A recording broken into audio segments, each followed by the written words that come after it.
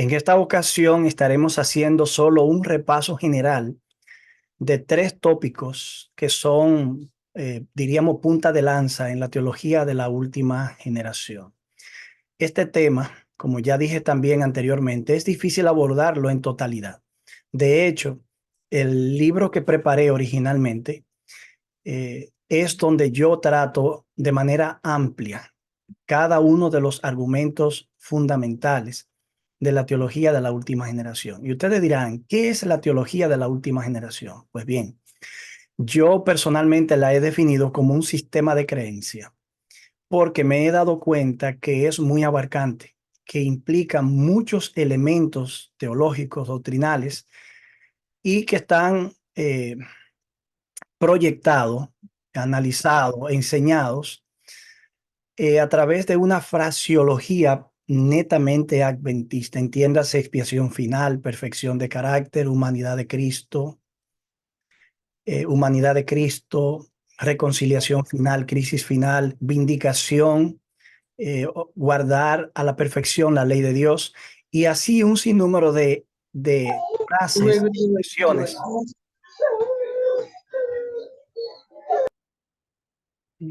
Sí.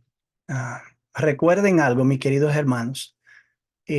Cuando ustedes se conectan, asegúrense de tener el audio en mute, porque eso hace que uno se distraiga y se oye fuertísimo del otro lado. Entonces eso, cuando uno está desarrollando algunas ideas complejas, esas interrupciones tienden a desconcentrar a uno. Por lo menos en el caso mío particular me ocurre, yo no sé si a otra persona le pasa. Bien, le decía entonces que este sistema lo he definido así como un sistema de creencia porque abarca muchos aspectos teológicos.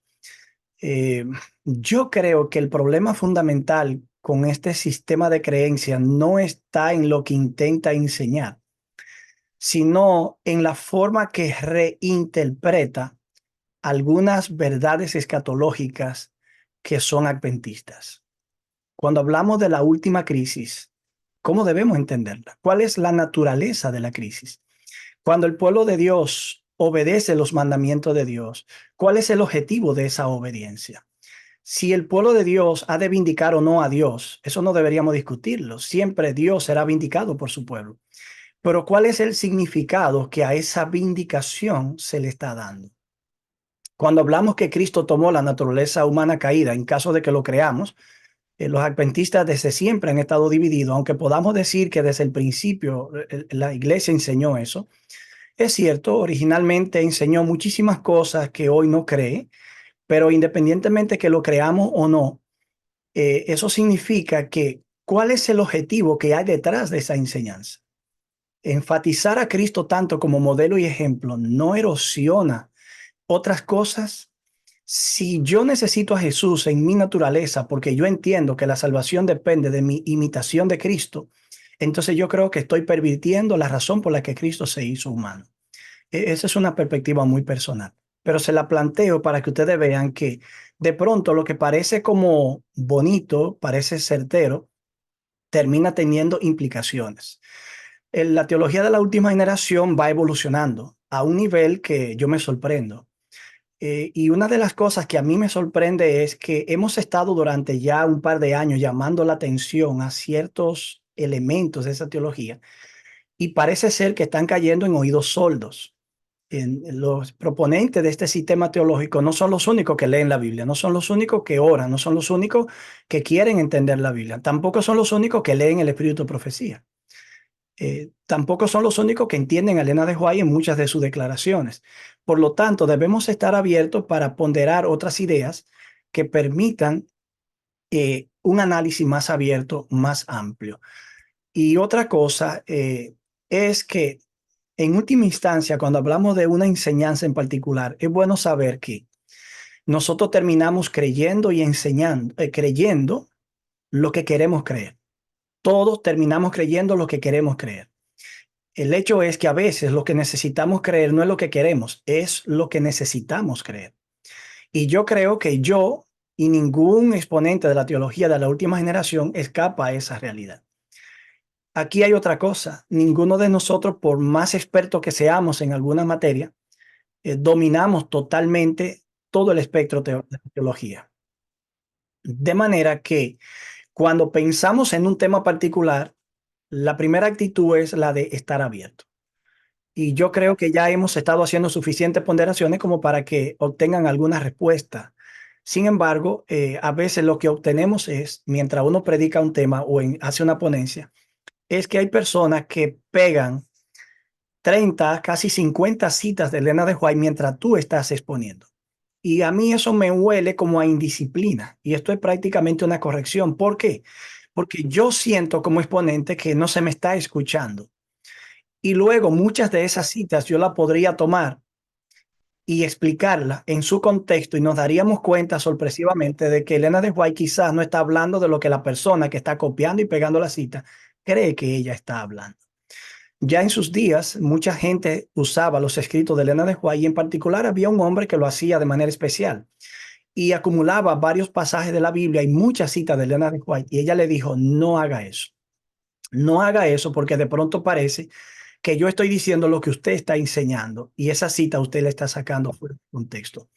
Y yo creo que a todos nos ha pasado eso en algún momento, que hemos utilizado una cita, ya sea de la Biblia o del Espíritu de Profecía, para tergiversar o para sostener una idea que en última instancia, con el tiempo nos damos cuenta que no era la más correcta. Yo quiero decir, antes de iniciar esto, bueno, antes de continuar, que todos nosotros, de una manera u otra, hemos estado envueltos en estas creencias. Ha sido para bien o para mal. Quiero ser lo más abierto posible. El sistema de creencia que ha predominado en la teología popular de la iglesia. Y naturalmente, quienes son teólogos a ese nivel ven como enemigo de la ortodoxia en el adventismo a los que están en la academia. Sin embargo, nosotros tenemos que tener cuidado con eso, porque a veces ignoramos cómo evolucionan las ideas y cómo se corrigen las ideas a través del tiempo. Toda idea está sujeta a revisión y a corrección si no tiene el aval bíblico. Miren, desde nuestro mismo surgimiento, como iglesia, nosotros hemos estudiado las profecías de la Biblia con una dedicación que se renueva constantemente. Dado el trasfondo profético de nuestro origen, la escatología es parte de nuestro ADN denominacional, eh, de la sangre que corre por nuestras venas. Otra manera sería de decirlo. Desde mi perspectiva personal, la iglesia ha producido un volumen de libros sobre profecías que resulta difícil de cuantificar. Muchos de nosotros siquiera podrá tener la mitad de esos libros. Yo en lo particular, que he publicado ya más de 13 obras, más de 15 obras, perdón, puedo decirle que 13 de ellas, óigame bien, de más de 15, casi 20, 13 de ellas, más del 65%, analizan temas de escatología. Eso significa que por la sangre nuestra como intérpretes, como adventistas, corre la escatología, es decir, los eventos finales, las profecías. ¿Ha escuchado usted la frase en algún momento que dice, no todo lo que brilla es oro? Claro, me imagino que sí que la he escuchado. Eso también es cierto cuando hablamos de la historia de nuestra iglesia y la interpretación del libro de Apocalipsis. ¿Saben por qué? Porque a veces nosotros creemos que porque los pioneros creían algo y hoy nosotros no lo creemos, hemos entrado en apostasía. Y yo me pregunto si la persona que dice eso o cree eso es tan ingenua que no se da cuenta que la iglesia en sus inicios estaba dando pininos en la formación teológica, que estaba en un proceso de crecimiento, de desarrollo y de formación, que es evidente que podían los pioneros sostener cosas que con el tiempo la iglesia como cuerpo ya no creería. Y pensar que volver a las ideas de los pioneros en cada detalle, en cada punto o en ciertas doctrinas particulares es una bendición. Yo creo que sería ingenuidad de nuestra parte.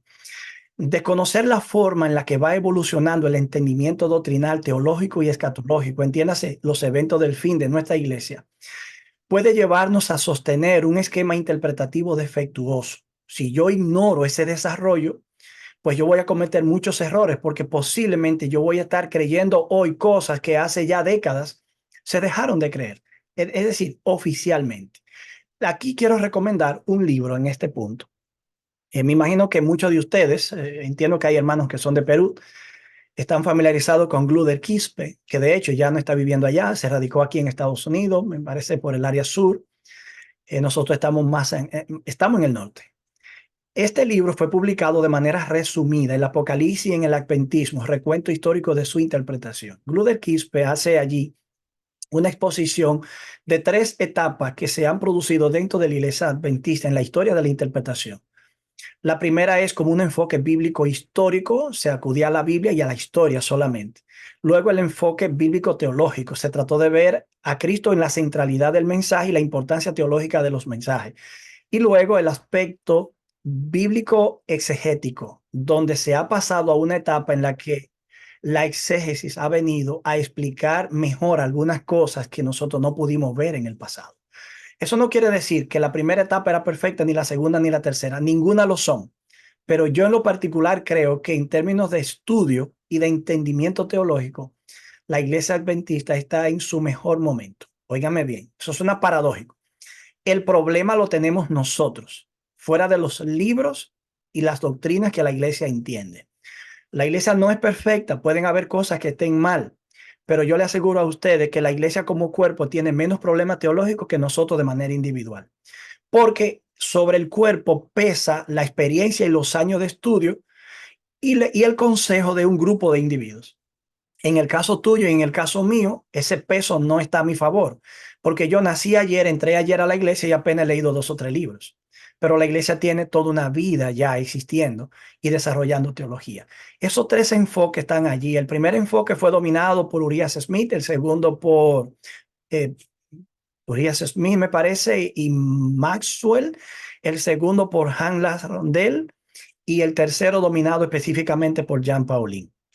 Eso es lo que le puedo decir de manera general de lo que estos libros contienen. Usted se sorprenderá cuando se analiza lo que se creía al principio, lo que fue ocurriendo en el transcurso del tiempo y lo que ahora se está ocurriendo.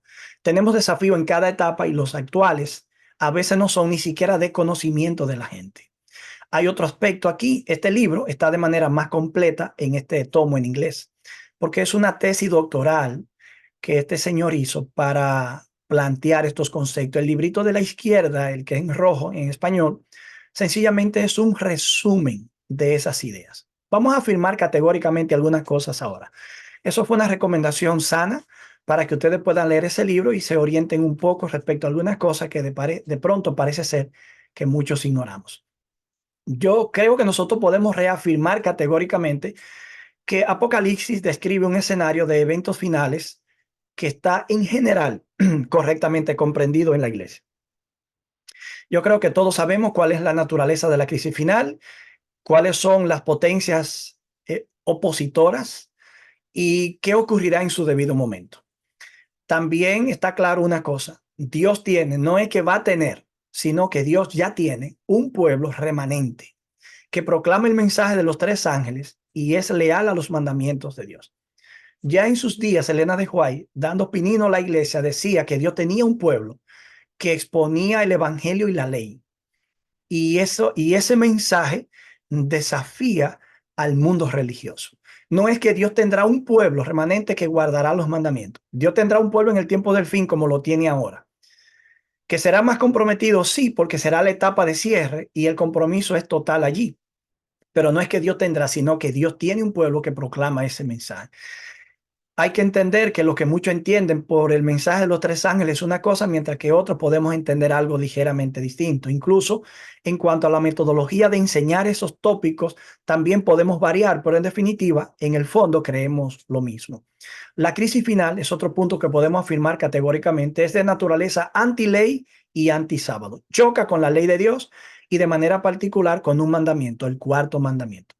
Cuarto, en el centro de esta controversia está la adoración verdadera versus la adoración falsa. Yo creo que ese escenario es claro. Ahora, ¿cómo interpretamos otros eventos que ocurren y se dan mientras esos eventos están teniendo lugar? Es lo que discutiremos un poco. En esta ocasión yo me voy a concentrar en 3 partes. Primero, la naturaleza del pecado. La naturaleza del pecado. Segundo, la naturaleza de la vindicación final. Primero, ¿qué es el pecado? si la teología de la última generación está en lo correcto cuando afirma que es un acto, una elección, una decisión y nada más. Luego, la naturaleza de la vindicación final. ¿En qué consiste esa vindicación? ¿Es la vindicación que deja todo resuelto? ¿Que deja a Dios de pie y a Satanás de rodilla? Bueno, eso lo veremos. También veremos un poquito el tema de la naturaleza de la crisis final. ¿Cuál es el objetivo de esa crisis? ¿Cuál es el papel de Dios en esa crisis? Es como dice la teología de la última generación. Allí el pueblo de Dios demostrará que la ley de Dios se puede guardar, mintiendo con eso la acusación de Satanás. Y al observar perfectamente la ley de Dios demuestra que no solo un hombre, Cristo, sino toda una generación de personas, en este caso 144,000, pueden guardarla y ser tan impecables después del cierre de gracia como lo fue Cristo en su vida. Vamos a ver un poquito eso. No es posible abarcar todo el contenido, pero veremos algunas cosas. Yo no creo resolver todo, tampoco pretendo hacerlo, pero sí pretendo reflexionar un poco algunas cosas que de alguna manera te hagan pensar y te hagan hacer algunas preguntas a tu sistema de creencia. Ningún sistema de creencia, y quiero afirmar esto también categóricamente, está errado en su totalidad. Siempre hay cosas que son rescatables, que valen la pena creer, que son correctas, que son ciertas, que se estén malinterpretando en algunos aspectos, yo creo eso. Pero ningún sistema, ni el sistema de verdad que tiene la iglesia, es absoluto. ¿Saben por qué? Porque verdad absoluta solamente es Dios, el Espíritu, la palabra y el Hijo de Dios. Todo lo que nosotros entendemos de ellos y de la palabra no es más que un entendimiento limitado en progreso. Por lo tanto, ahora mismo mi percepción está matizada por puntos ciegos que no me permiten ver algunas realidades que otros ya están mirando y que yo debería ser humilde para pensarlo, razonarlo y meditarlo y compararlo por si acaso yo también tengo que llegar a esa misma conclusión. Si el sistema de error, el sistema de creencia de error fuera correcto, estuviera errado en todo, no tendría ningún poder de atracción. Nadie se lo tragaría así por así. Veamos un poquito sobre la naturaleza del pecado. Dennis Priest, uno de los mayores exponentes de la teología de la última generación, ya un poquito adulto, pero tiene varios temas, algunos materiales escritos, varios libros en sus páginas, en su blog, tiene muchos artículos dedicados a este tema. Yo creo que prácticamente todos tienen que ver con eso. Y tiene varios temas, incluso traducido al español en YouTube.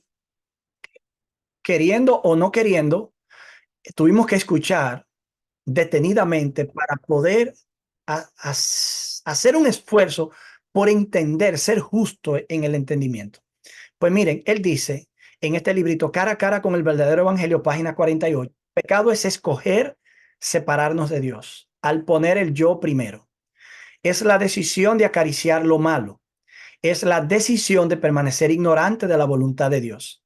Es la decisión de ser irresponsable en cuanto a nuestras habilidades y responsabilidades. De manera que aquí el pecado ni siquiera llega a ser aparentemente una acción incorrecta. Esta cita está, digo yo, limitada al tema de la elección. Yo escogiendo separarme de Dios. ¿Y qué haré después que me separe de Dios? Bueno, pecar. Pues desde esta perspectiva, entonces el pecado consistiría en una escogencia. Y la acción incorrecta entonces sería como una consecuencia de yo elegir incorrectamente.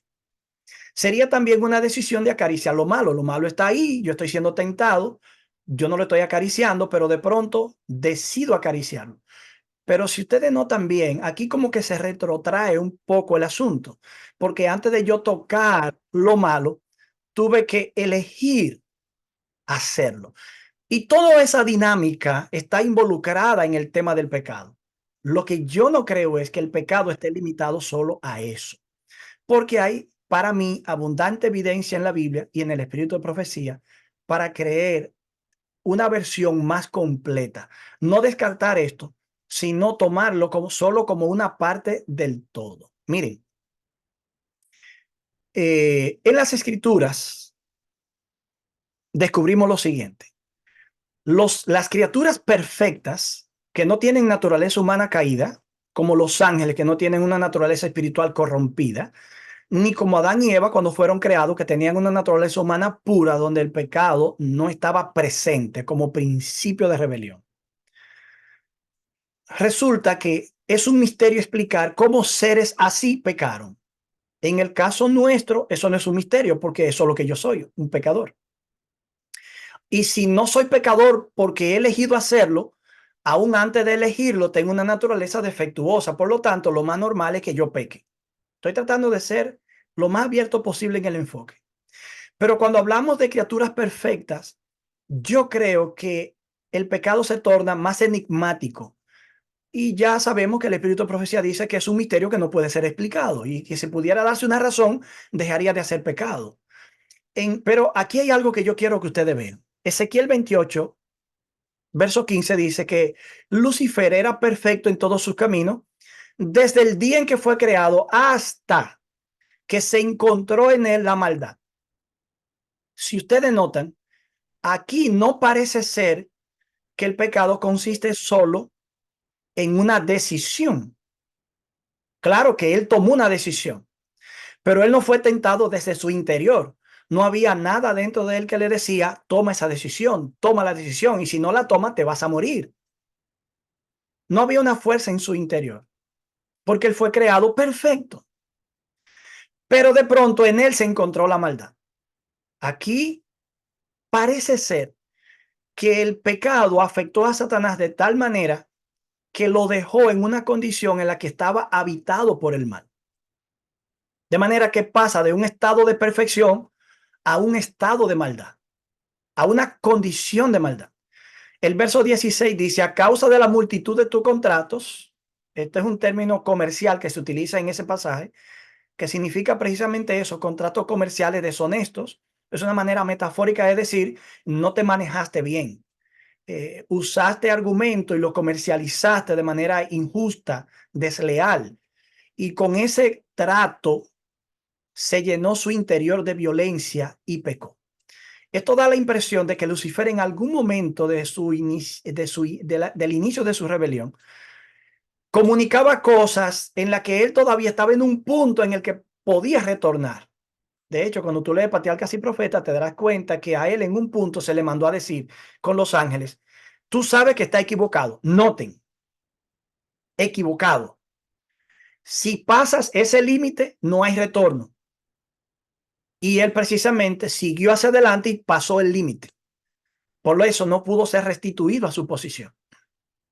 De manera que hasta un punto él, sin estar corrompido totalmente, estaba cometiendo errores que Dios podía resolver.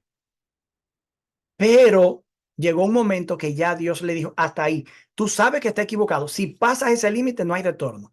Eso está en Patriarcas y Profetas, el capítulo del origen del mal, lo pueden leer. Pero su mente posteriormente volvió otra vez. Entonces esta vez, incluso él mismo ya se asustaba, dice allí la Elena de White, de lo lejos que su mente se iba. De manera que a causa de esos tratos deshonestos, él se llenó en el interior de violencia y pecó. El verso 18 dice, con las muchas maldades y con tu iniquidad de tus tratos profanaste tu santuario. Se corrompió todo. De manera que él pasa de un estado de perfección a un estado de depravación total. Por lo tanto, todo lo que va a hacer está malo. La expresión pecado original, yo quiero detenerme un momentito aquí en esto. Es muy usada por la teología de la última generación para decir que todo el que cree que el pecado es mucho más que violación de la ley, un acto incorrecto, está enseñando la doctrina del pecado original católica.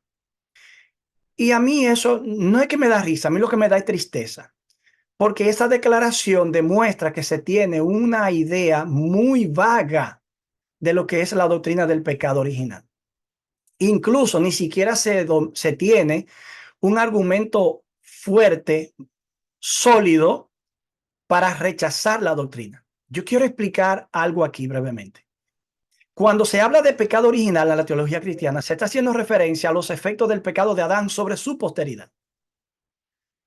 Y en eso nadie entra en contradicción. El problema está en que esa doctrina del pecado original enseña que hubo algo que pasó dentro de todo lo que a los seres hijos de Adán le pasó, que hace que ellos estén en esa condición.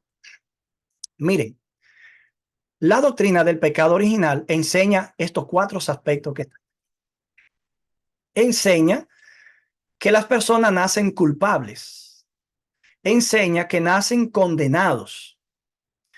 Yo creo que también es obvio que está enseñando que con el término de alienación, que las personas nacen separadas de Dios, en un estado de separación espiritual. También hay otro asunto. Enseña que las personas nacen totalmente débiles, tan débiles que no pueden cumplir la voluntad de Dios sin la ayuda divina, sin la intervención divina. Si yo preguntara a alguno de ustedes así rapidito, de todos estos puntos que están aquí, si fuéramos a objetar uno, ¿cuál sería? Vamos a ver si alguien se anima.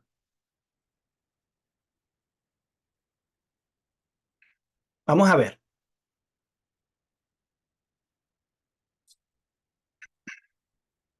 Bien, si nadie me contesta, yo continúo.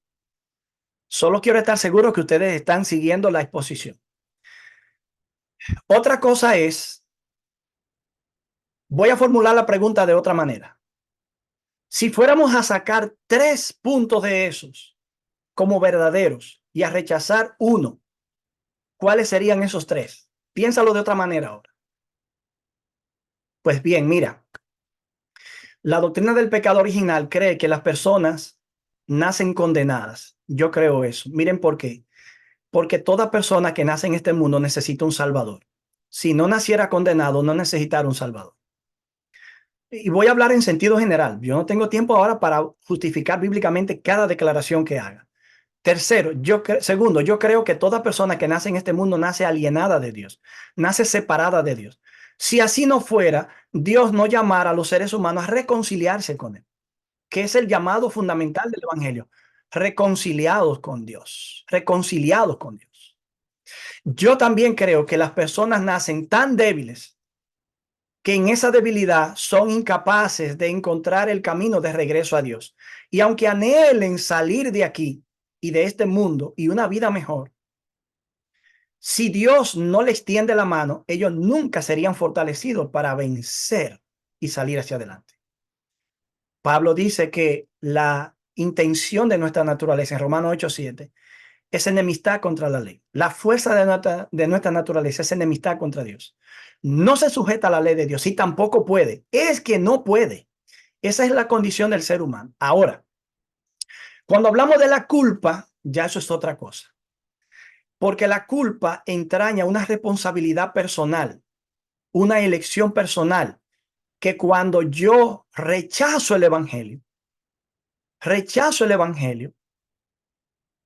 entonces yo me hago culpable de condenación.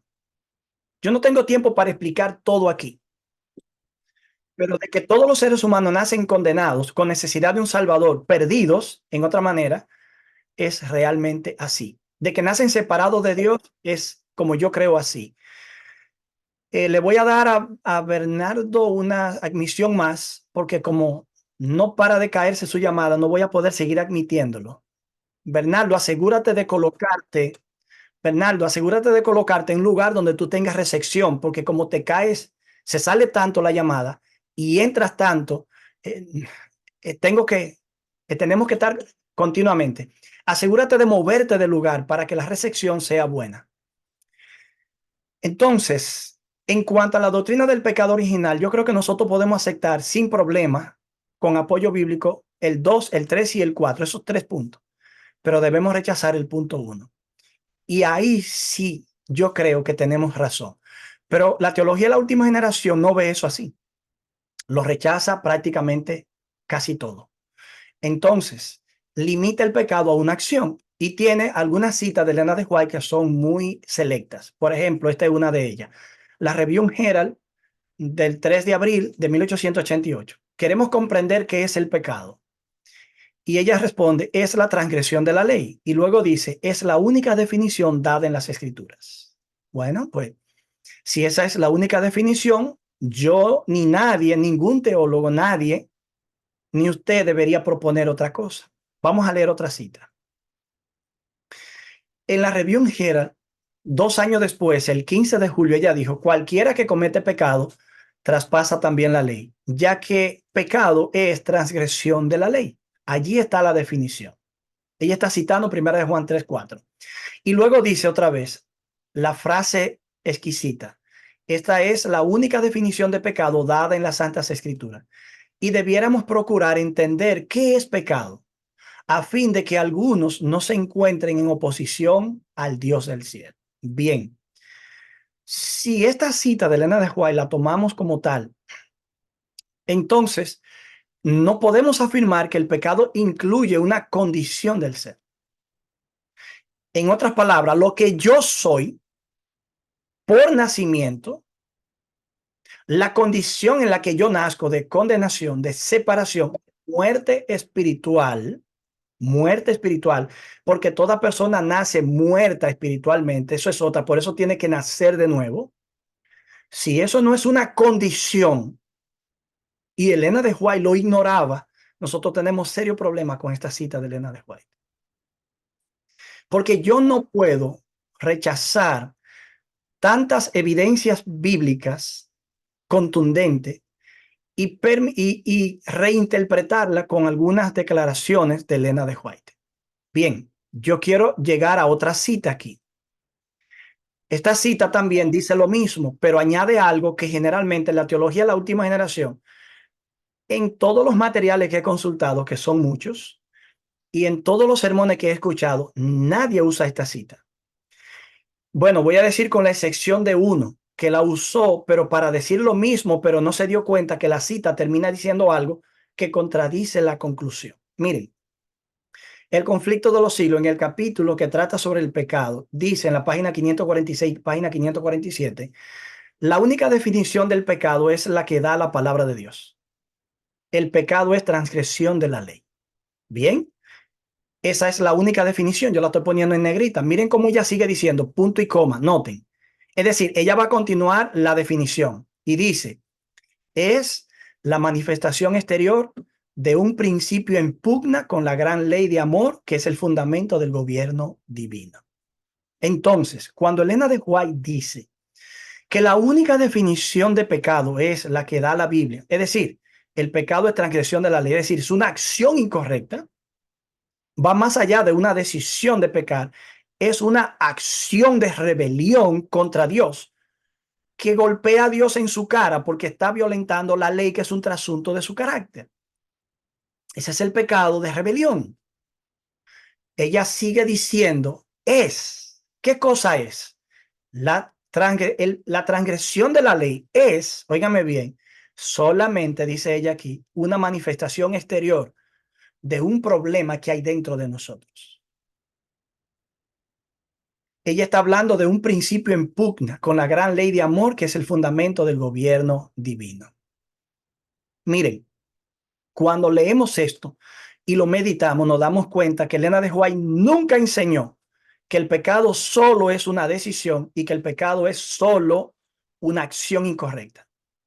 Ella enseñó todo eso, pero enseñó que esa acción incorrecta, esa violación de la ley, ese acto pecaminoso, solo es algo externo que revela un problema interior terrible, un principio que hay aquí. De manera que si Elena de White en la primera cita, en la primera parte de esta cita, está usando al apóstol Juan, en la segunda parte está pensando en Romanos capítulo 7. Léelo en tu casa y te darás cuenta que Pablo ve allí el poder, el pecado, no como un acto incorrecto, sino como un poder que nos gobierna, que nos obliga a pecar sin la intervención divina. Obvio, sin la intervención divina. De manera que el pecado primero es eso, y luego se traduce en acciones incorrectas. Y esas acciones incorrectas revelan externamente que hay algo aquí adentro que está mal, lo que Pablo llama el mal que está en mí, el pecado que mora en mí, la ley del pecado y de la muerte. Voy a avanzar porque no puedo detenerme totalmente ahí. Quiero usar la analogía del árbol y sus frutos que Cristo utilizó para hablar del problema del ser humano. Mateo 7, versos 16 al 18, Cristo dijo, por sus frutos los conocerán. Noten, ¿qué se va a conocer? ¿Acaso se recogen uvas de los espinos o higos de los abrojos? Así también, dice Cristo, todo árbol sano da buenos frutos, pero el árbol podrido da malos frutos. El árbol sano no puede dar malos frutos, ni tampoco puede el árbol podrido dar buenos frutos. Usando la analogía del árbol y sus frutos, si un árbol produce mango, es porque es un árbol de mango.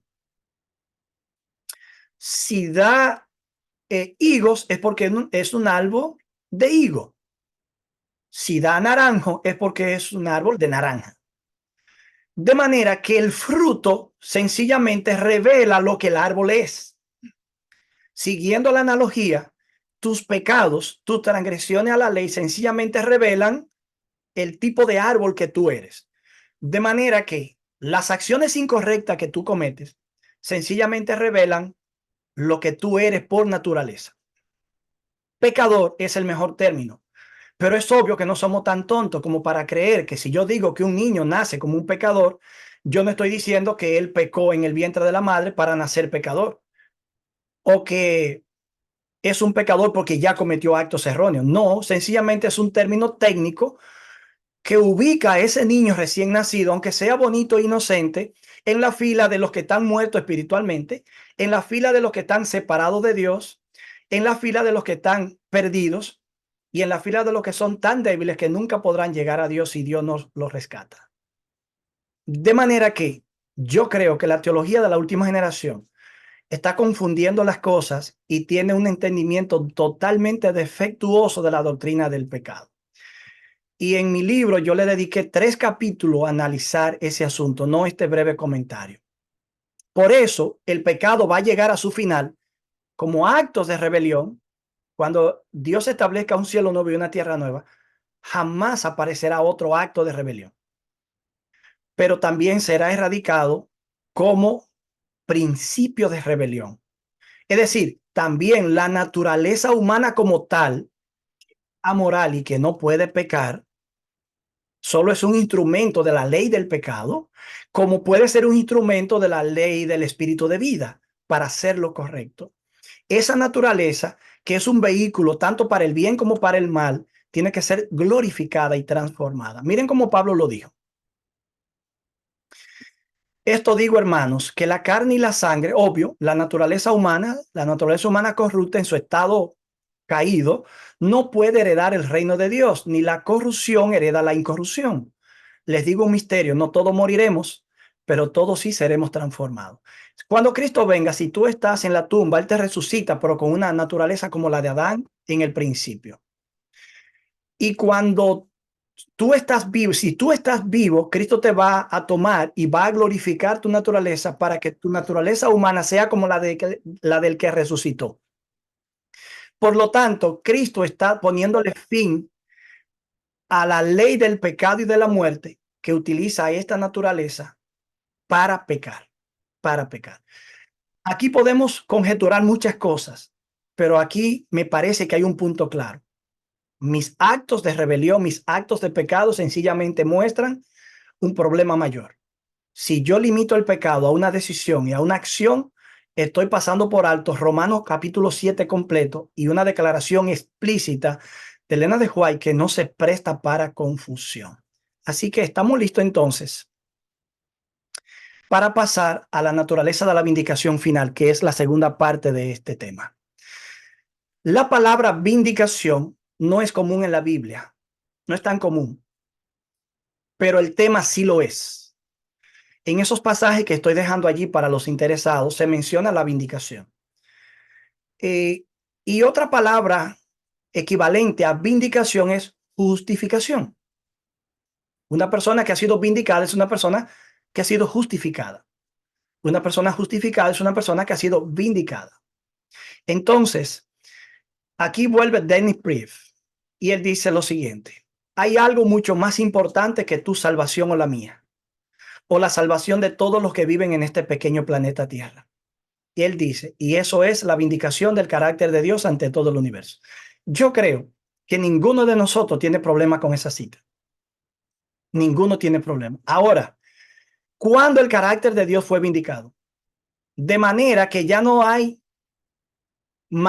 forma, óigame bien, de manera que ya no hay forma que cuando se establezca el cielo nuevo y la tierra nueva, alguien dude de Dios.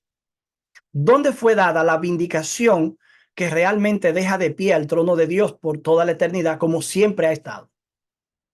Esa vindicación, que es lo más importante que ocurra, ¿ocurrió en la cruz o ocurrirá con la última generación?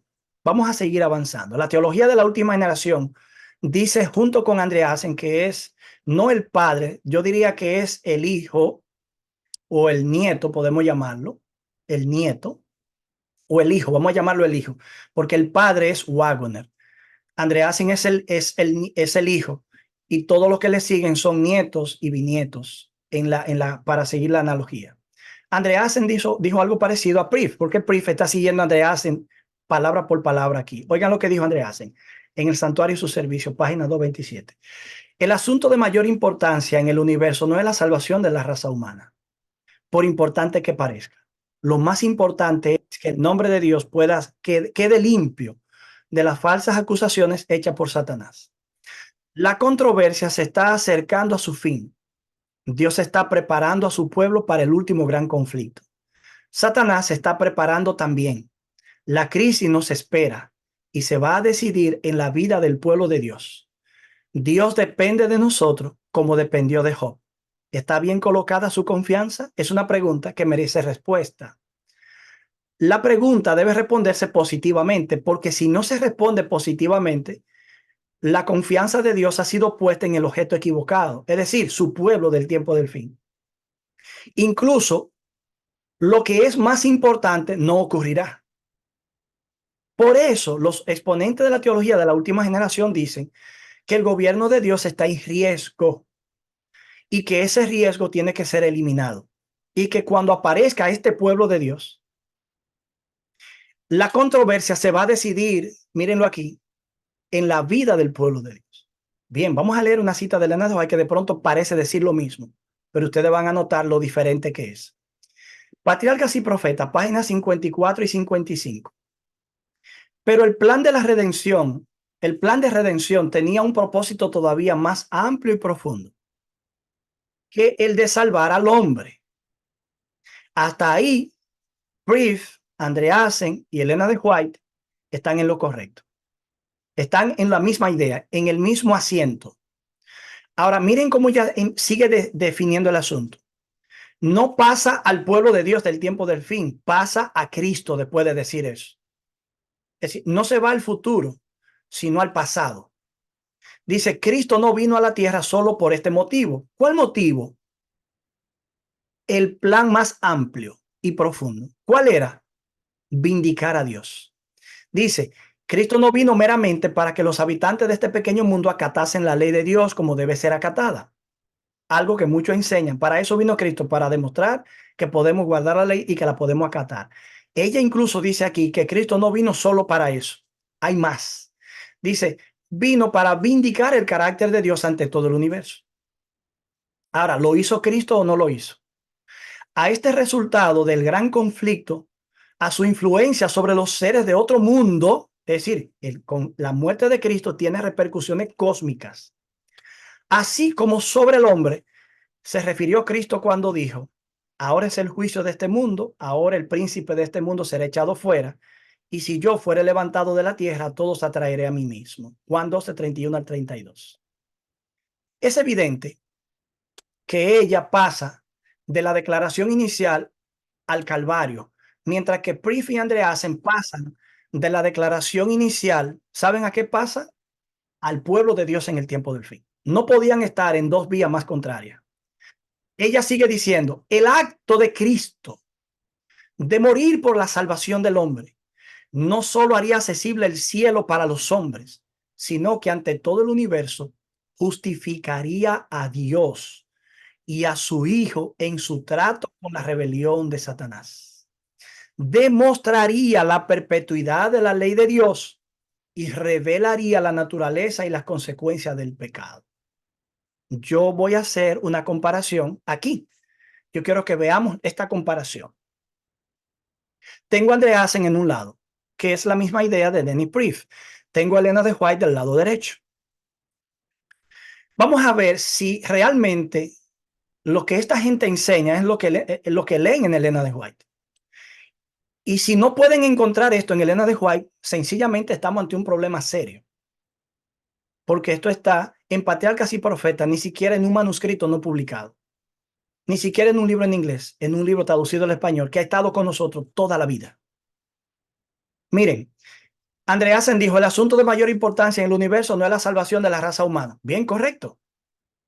Elena de White dijo, el plan de redención tenía un propósito todavía más amplio y profundo que el de salvar al hombre.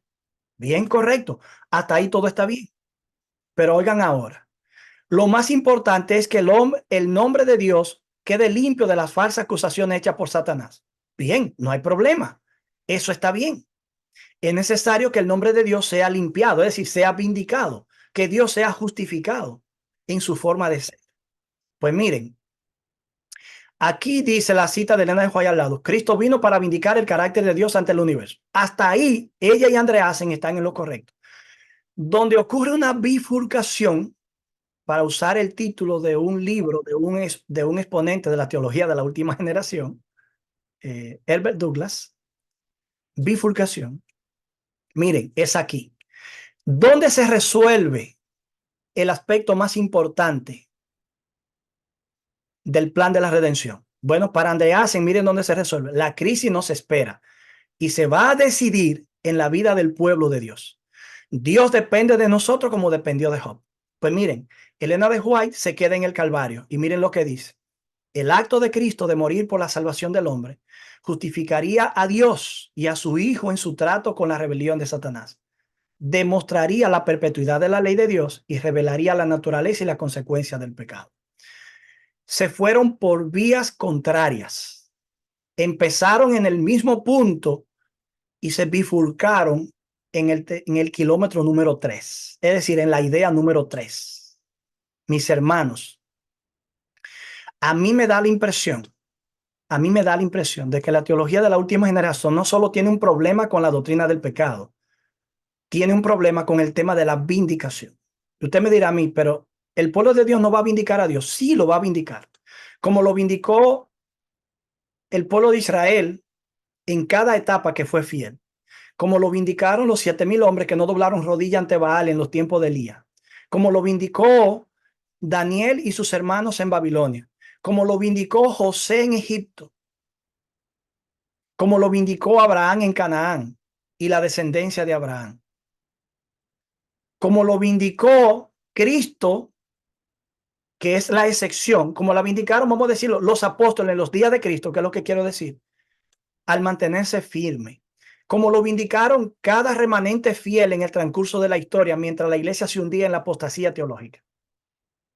Como lo vindicó el remanente en 1844, cuando entendió lo que Dios estaba, la dirección que Dios quería dar, mientras que otros que eran cristianos y leían la misma Biblia no podían entender. Como lo está vindicando el pueblo de Dios ahora, que dice que Dios tiene un programa que respeta su ley, mientras que el mundo cristiano entero no puede entender esa realidad. Y en el tiempo del fin, cuando el pueblo de Dios se mantenga firme, también vindicará a Dios. Por esas son vindicaciones históricas que siguen un formato similar, que es lo que cada remanente otorga a Dios en su momento. Pero la vindicación cósmica absoluta ocurrió en la cruz y no deja nada pendiente para la última crisis. La vindicación del tiempo del fin sencillamente está edificada sobre la vindicación de la cruz. Cada victoria del pueblo de Dios está edificada sobre la victoria del Calvario. Aún el ministerio de Cristo en el santuario celestial no fuera ministerio de intercesión si el Calvario no hubiese ocurrido.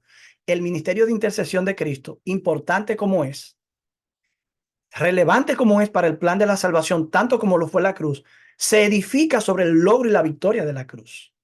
¿Habrá vindicación? Sí, pero la vindicación que resuelve el problema ocurre en el Calvario. mientras que Andreasen y la teología de la última generación lo ven en el tiempo del fin. Es decir, la teología de la última generación convierte a la humanidad del pueblo de Dios en el instrumento con el que Dios resuelve un problema que ya quedó resuelto en la cruz. Es una contradicción total. Una contradicción total. No tengo tiempo para detallar todo, pero voy a pasar a este último punto. La naturaleza de la crisis final. El libro de Apocalipsis hace claro que el último conflicto entre el bien y el mal está centrado en los siguientes aspectos. Primero, la adoración verdadera versus la adoración falsa. Un conflicto contra la ley de Dios centrada en la primera tabla. Vamos a ver eso. El primer mandamiento dice que no debemos tener otros dioses delante de Yahvé, delante de Dios. Pero el dragón y la bestia pretenden ser adorados como dioses. Eso entra en conflicto con el primer mandamiento, un ataque a la primera tabla, a los mandamientos que tienen que ver con Dios, no con el prójimo. El segundo mandamiento prohíbe la adoración de imágenes. La bestia erige una imagen para que sea adorada. La criatura asume una posición divina. Significa esto que ahí hay un ataque al segundo mandamiento. Noten ahora, el tercer mandamiento prohíbe tomar el nombre del Señor en vano, pero no obstante la bestia está llena de nombre de blasfemia. Y con eso ataca el tercer mandamiento. ¿Y cómo ataca el cuarto mandamiento? El cuarto mandamiento, que es el sábado, es desafiado por la marca de la bestia en el libro de Apocalipsis. Si ustedes leen cómo termina el cuarto mandamiento, dice, adorad a aquel que hizo el mar, el cielo y la tierra y todas las cosas que en ellos hay. Y lee cómo termina el cuarto mandamiento, por cuanto Jehová hizo el cielo, la tierra, el mar y todas las cosas que en ellos hay. Te das cuenta que es una alusión implícita, casi total, al cuarto mandamiento. Y la marca de la bestia es precisamente un tema que tiene que ver con un mandamiento, una observancia religiosa que entra en conflicto con la observancia religiosa del sábado. Por lo tanto, los adventistas estamos claros en estos asuntos y lamentamos que el mundo cristiano no pueda entender esa realidad. Por eso existe el remanente. Ahora bien, la fidelidad del pueblo de Dios, vital como es en la crisis final, no significa que esa fidelidad es el medio que Dios utiliza para demostrar que su ley puede ser guardada. Como si la demostración que Cristo hizo en su vida y muerte hubiese sido una demostración insuficiente o incompleta. Lo que Cristo hizo no fue completo en el sentido de vindicar y demostrar. Bien, fue tan completo que si tú lees el capítulo consumado es en el libro deseado de todas las gentes, va a encontrar que Satanás, desde el mismo principio de su controversia, acusó a Dios de no poder ser misericordioso y justo y decir que su ley no se podía guardar. Cristo demuestra en la cruz que Dios es justo al castigar el pecado, que es misericordioso al perdonar al pecador y al vivir una vida de obediencia perfecta demuestra que la ley se puede guardar. Satanás dice allí, reconoció que fue derrotado. Incluso ella dice allí, reconoció que perdió su reino. Y si perdió su reino y fue derrotado, ¿qué hay que demostrar ahora? ¿Por qué la teología de la última generación puede hablar de Dios en riesgo? Será el Dios de este siglo que está en riesgo porque a él le queda poco tiempo, pero Dios vive por los siglos de los siglos y para siempre jamás. Y lo que Cristo hizo en la cruz es el fundamento de la victoria del pueblo de Dios en cada etapa y será el fundamento de la victoria del pueblo de Dios. No hay posibilidad de que el pueblo de Dios fracase. No hay posibilidad, mi hermano. ¿Tú sabes por qué? Porque el enemigo que lucha contra nosotros es un enemigo vencido y derrotado. Y cuando el pueblo de Dios se aferre a Dios, Dios lo derrotará otra vez y el pueblo de Dios lo derrotará también. Pero esa derrota que el pueblo de Dios hace no es algo que completa algo que quedó incompleto. No, al contrario, es una derrota que se hizo posible porque la victoria completa de Cristo lo viabilizó. Entonces, Satanás lo que hizo fue que cambió de táctica, inventó otro plan. Ahora se inventó el plan siguiente, que la misericordia anuló la justicia.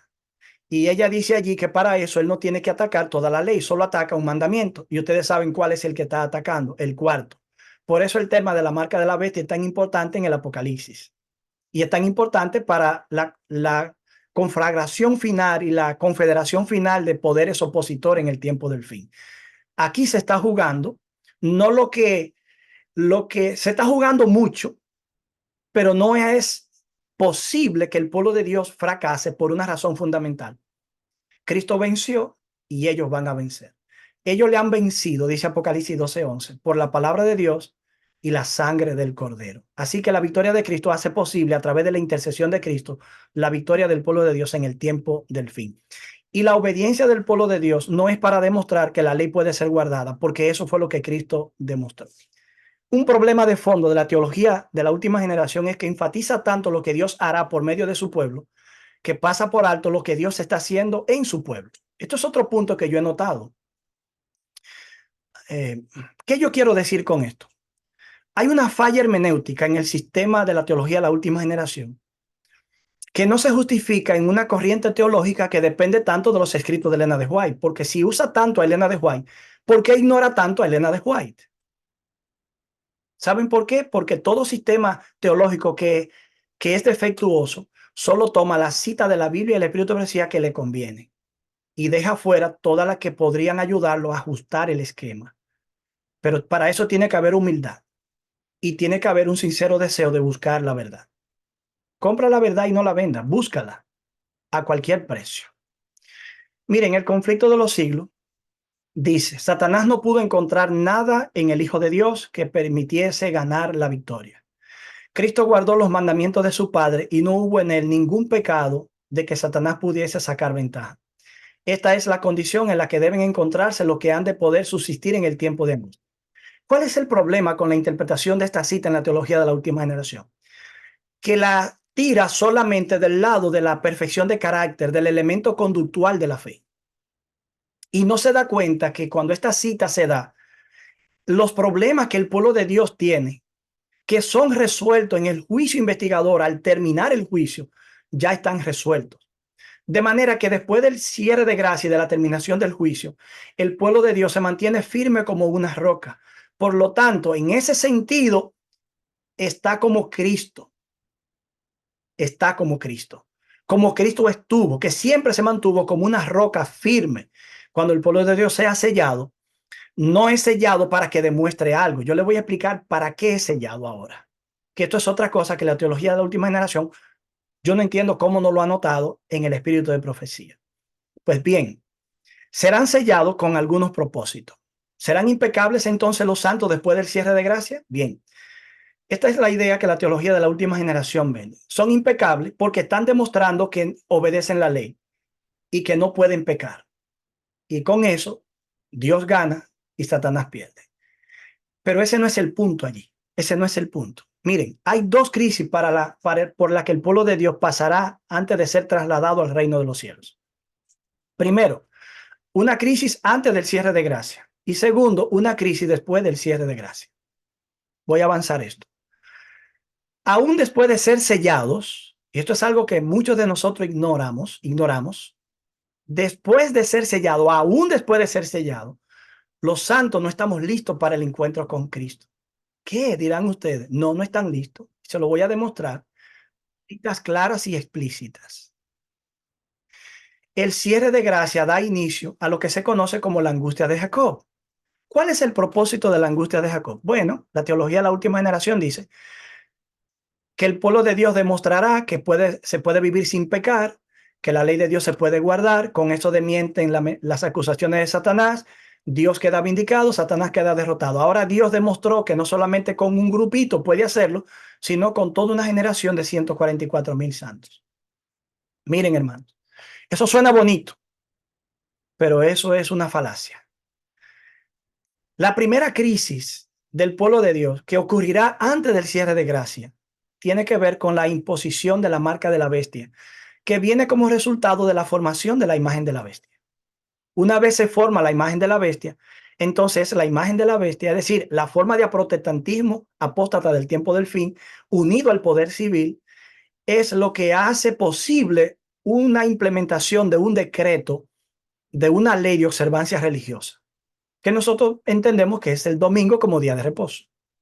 Pues bien, esta cita, miren lo que dice. La imagen de la bestia será formada, esto es Maranata, página 161, será formada antes de que termine el tiempo de gracia, porque constituirá la gran prueba para el pueblo de Dios, por medio de la cual se va a decidir su destino eterno. Noten ahora, como el pueblo de Dios está en un estado de laodicense tan profundo, Dios lo va a sacar de allí a través de una crisis que los hace chocar con la realidad. Se forma la imagen de la bestia y ya nosotros sabemos todo lo que empieza a ocurrir a nivel legal y constitucional aquí. Y luego cómo eso empieza a correr como un tsunami por todas las naciones que apoyarán esa iniciativa. Entonces el pueblo de Dios se da cuenta de que el fin llegó, ya está a la puerta. Entonces eso mueve a una reforma integral completa. Lo que los llamados de advertencia y de súplica no lograron, la crisis lo va a lograr. Lo que por la buena no se entendió, se va a entender por la mala, es lo que yo quiero decir. De manera que la imagen de la bestia se forma antes del cierre de gracia, porque Dios va a poner esa prueba para su pueblo, por medio del cual, óigame bien, por medio de esa prueba se va a decidir su destino eterno. Pero vamos a decir lo siguiente, se forma la imagen de la bestia, ahí está la crisis. Dios acepta el arrepentimiento de su pueblo, la confesión del pecado de su pueblo, los perdona, los vindica, los declara perdonados. El carácter de ellos crece a la madurez de la semejanza con Cristo, pero no para demostrar que son impecables, sino para estar listo para hacer frente a la otra crisis. Y ahí yo voy a pasar a la otra parte. La segunda crisis, Apocalipsis 22:11 dice que el que es justo siga siendo justo. El que es limpio siga limpiándose. Mucha gente, yo no sé cómo no nota eso en el texto. De igual manera, el que es inmundo siga siendo inmundo y el que es sucio sigue ensuciándose. De manera que el pasaje muestra que aún después del cierre de gracia, hay un desarrollo constante en el carácter de los dos grupos, lo que tienen el sello de Dios y lo que tienen la marca de la bestia. Lo que tienen el sello de Dios tienen un carácter que va en ascenso y lo que tienen la marca de la bestia tienen un carácter que va cada vez más de picada hacia abajo, hacia lo infernal. Por eso serán objeto o instrumento de Satanás para intentar matar a toda la comunidad de fieles en toda la tierra. Es en ese entonces donde ya no hay control sobre la voluntad, donde Satanás lo llevó al final, donde el pecado imperdonable fue cometido colectivamente por toda esa masa de seres humanos. Miren, mientras los santos están en un proceso en el que su carácter está todavía creciendo. Miran ustedes a mí, ¿no eran perfectos para recibir el sello de Dios? Sí, necesitaban un tipo de perfección. ¿No necesitaban un tipo de perfección para recibir el sello? Sí, pero también necesitan un nivel de madurez de carácter para encontrarse con Cristo que el sellamiento propiamente no se lo da. Cuando la angustia de Jacob logre su objetivo y el propósito de Dios a través de esa segunda angustia se exprese, entonces el pueblo de Dios estará listo para encontrarse con el Señor. El conflicto de los siglos, página 679. Tengo 2 años y pico llamando la atención a este pasaje y parece que nadie le está haciendo caso. Dice ella allí, los asaltos de Satanás son feroces y resueltos, sus engaños terribles, pero el ojo de Dios descansa sobre su pueblo y su oído escucha su súplica. Su aflicción es grande. Las llamas del horno parecen estar a punto de consumirlos, pero el refinador los sacará como oro purificado por el fuego. Noten, ellos están siendo sometidos a un proceso de purificación. ¿De purificación? ¿Purificación de qué? La cita termina diciéndolo en negrita. Ellos necesitan pasar por el horno de fuego, porque debe consumirse en ellos su mundanalidad, para que la imagen de Cristo se refleje perfectamente en ellos. ¿Qué le parece? ¿Qué significa mundanalidad aquí? Bien, conversando con un proponente de la teología de la última generación, él empezó a buscar citas de Elena de White donde ella usa el término mundanalidad. Y yo le dije, eso está bien, porque parece ser que la analogía bíblica se aplica aquí. Un texto explica otro texto, pero el hecho es que hay otra cita de Elena de White en este mismo contexto que dice lo mismo, pero con palabras distintas. Y yo le dije a él, a mí me parece que esa cita es la respuesta a esta.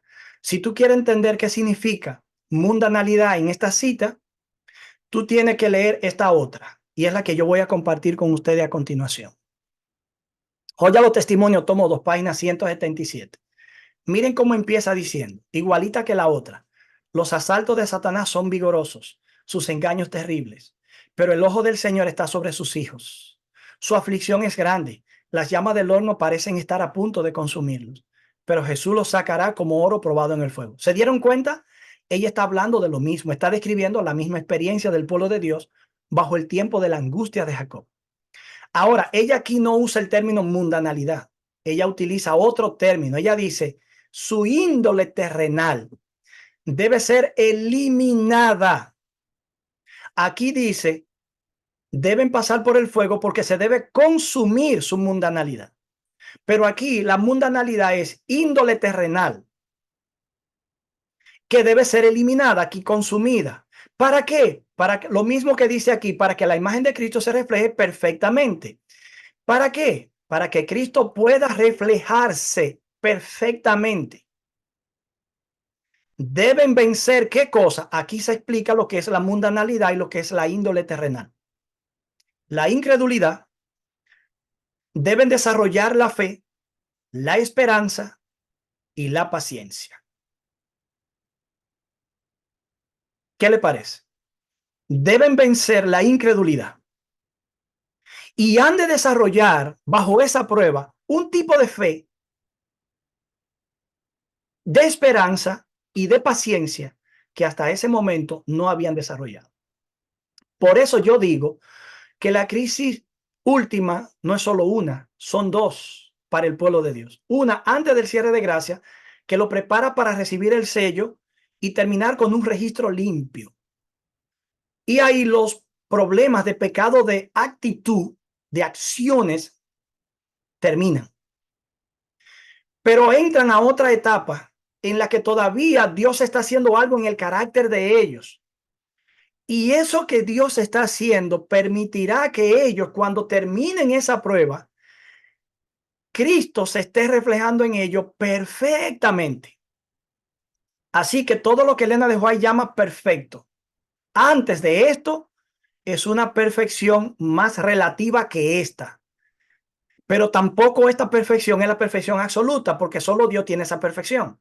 Y la perfección de carácter que el pueblo de Dios tendrá en la eternidad, miles de años y millones de años después, no es el tipo de perfección con el que llegaron al cielo. Tendrán más perfección de carácter. El estado de desarrollo y crecimiento será más extenso. De manera que hay cosas que el pueblo de Dios tiene que lograr. Debe lograr bajo el tiempo de la angustia de Jacob un tipo de fe que no pudo lograr hasta el sellamiento. Debe llegar a vencer la desesperanza y también la impaciencia. Por eso la prueba lo someterá al fuego. Conflicto de los siglos, página 680. Oigan esto. Los que solo ejercitan poca fe están en mayor peligro de caer bajo el dominio de los engaños satánicos, que según Elena de White en la cita anterior, son terribles y grandes durante la angustia de Jacob. Y también de caer bajo el dominio del decreto que violentará sus conciencias. Óigame bien, aquí todavía estamos antes del cierre de gracia. Pero miren ahora pasando el cierre de gracia. Y aún en caso de soportar la prueba, en el tiempo de angustia de Jacob, se verán sumidos en mayor aflicción porque no se habrán acostumbrado a confiar en Dios. Volvamos atrás. Han de desarrollar fe. Y en caso, óigame bien, algunos que son muy descuidados, que logren pasar la prueba, van a llegar tan debilitados, pero con sus pecados perdonados y el registro de su pecado bien limpio, vindicado por Cristo en el juicio, que en el tiempo de angustia de Jacob van a experimentar una aflicción mayor que la de otros compañeros, porque no se acostumbraron a confiar en Dios. Entonces dice aquí, las lecciones de fe que hayan descuidado tendrán que aprenderlas bajo el terrible peso del desaliento. En conclusión, para algunas preguntas, y sé que estamos sobre el tiempo. El pecado es mucho más que un acto erróneo. Es también un principio de rebelión que hace que vivamos en una condición caída y en una condición pecaminosa. Dios eliminará el pecado como actos y también como un poder dominante, y su presencia será desarraigada de la humanidad nuestra. Por eso nuestra naturaleza será glorificada. Segundo, la vindicación es un tema recurrente en la Biblia. Cada acto de lealtad de los justos es un acto de vindicación para la verdad y para Dios. Pero la gran vindicación cósmica que constituye el fundamento de todas las demás ocurrió en la vida perfecta de Cristo en su muerte en la cruz y no con el pueblo de Dios en el tiempo del fin. Tercero, el último conflicto es una crisis antiley, antisábado. El pueblo de Dios fiel pasará por dos crisis, una antes del cierre de gracia y una después del cierre de gracia. Ambas contribuyen a su preparación para la traslación al reino de Dios. La teología de la última generación falla en sus postulados más básicos, malinterpreta el mensaje inspirado, dando como resultado un enfoque escatológico distorsionado que erosiona, maltrata, destruye, desmerita el mensaje del evangelio. Este es el libro que yo escribí y está en Amazon para los que quisieran adquirirlo, y está en formato digital también para los que por la distancia no puedan adquirirlo en papel, y también les saldrá mucho más económico. Ahí le dejo un abrazo a la distancia y tomaremos un poco de tiempo ahora para responder algunas preguntas.